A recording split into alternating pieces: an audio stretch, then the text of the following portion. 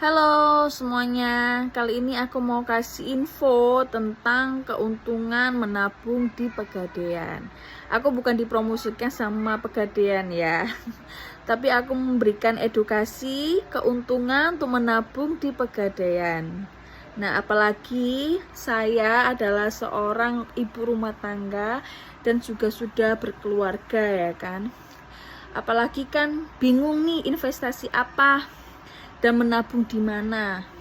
Kalau kita menabung di bank aja, itu biasanya ada biaya adminnya, ya kan? Jadi pasti kepotong setiap bulannya. Nah, gimana kita bisa menghindari hal tersebut? Ternyata ada keuntungan, guys. Menabung di Pegadaian, dia tidak ada biaya adminnya. Dan dia mengikuti inflasi harga jual. Dan untuk tahun ini harga jualnya atau harga belinya itu cukup lumayan tinggi. Yang saya tahu di tahun ini itu sudah naik 1,6 juta atau 1.600.000 ya.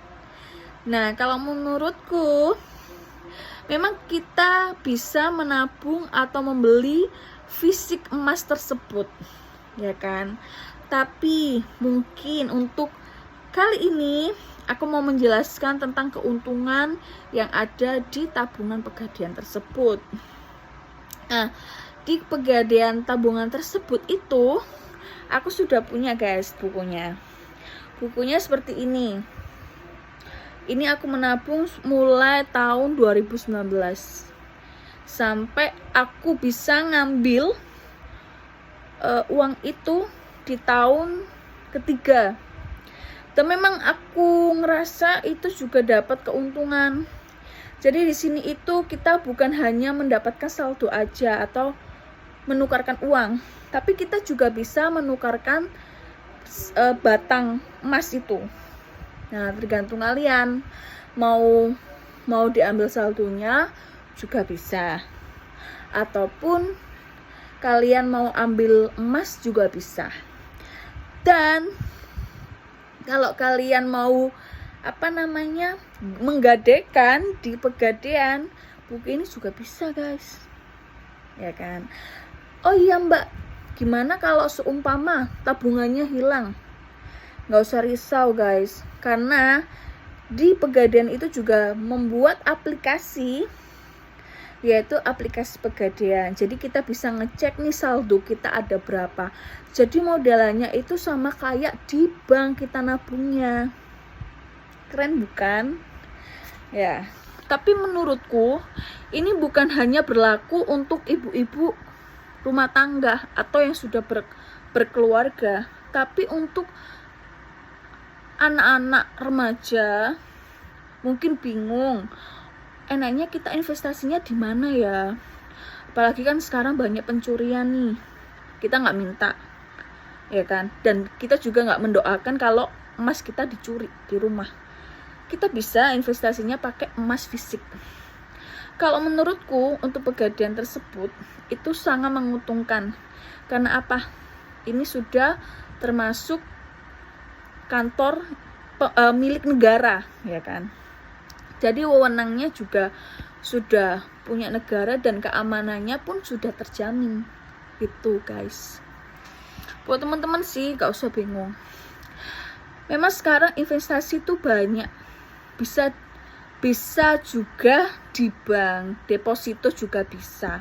Tapi kan kalau deposito kita harus nunggu berapa tahun agar kita bisa ngambil, ya kan?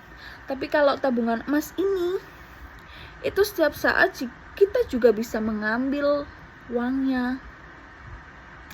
Apalagi ya sekarang kalau di aplikasi itu kita beli saldo emas itu per gramnya 0,001 itu cuma 15.000, teman-teman.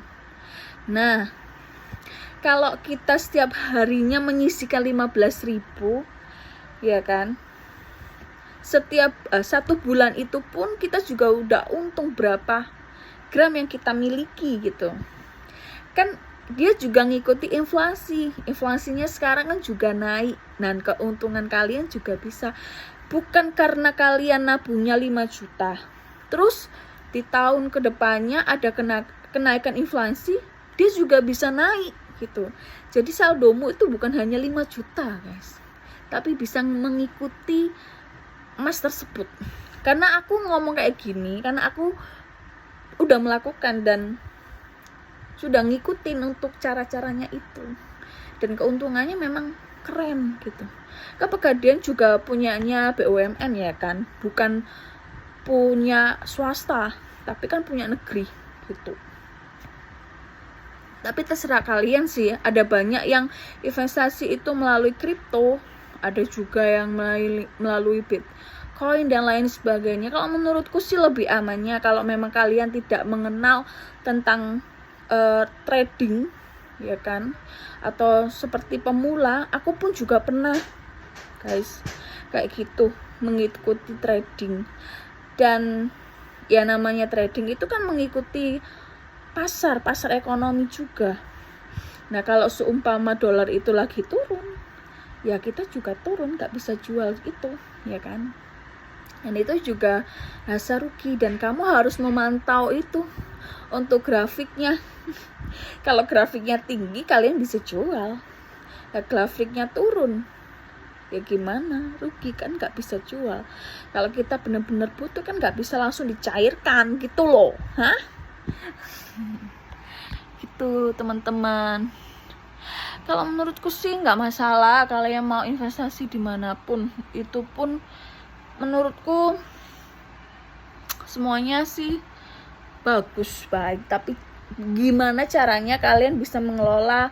Dan mungkin kita butuh dana darurat ya kan. Kalau ada dana darurat kan kita nggak bisa nih langsung ngecairin langsung kalau kita ikut investasi aplikasi lainnya ya kan, nggak menjamin itu. Apalagi kalau pakai investasi kayak kripto dan Bitcoin tersebut ya kan. Aku juga nggak tahu caranya seperti apa.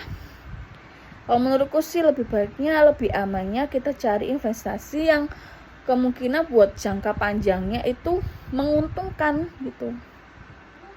Kita nggak bisa teman-teman buat nabung nabung uang aja ya kan. Karena kalau untuk menabung uang itu bisa turun nominalnya. Tapi kalau emas itu bisa ngikuti pasar kan. Apalagi kalau menurutku, kalau kalian mau investasi emas, lebih baik beli emas batangan seperti Antam atau UBS, itu juga bagus ya. Tapi kalau seumpama kalian investasinya di perhiasan, itu biasanya ada potongan ongkosnya teman-teman. Karena aku juga pernah ngalamin hal seperti itu ya tetap untung, tapi untungnya nggak terlalu banyak. Karena kan memang kita ngikutin emas negara, emas dunia gitu. Kalau Antam lagi naik, ya kita juga bisa untung gitu. Dan buat teman-teman juga harus beli di toko emas yang terpercaya ya kan.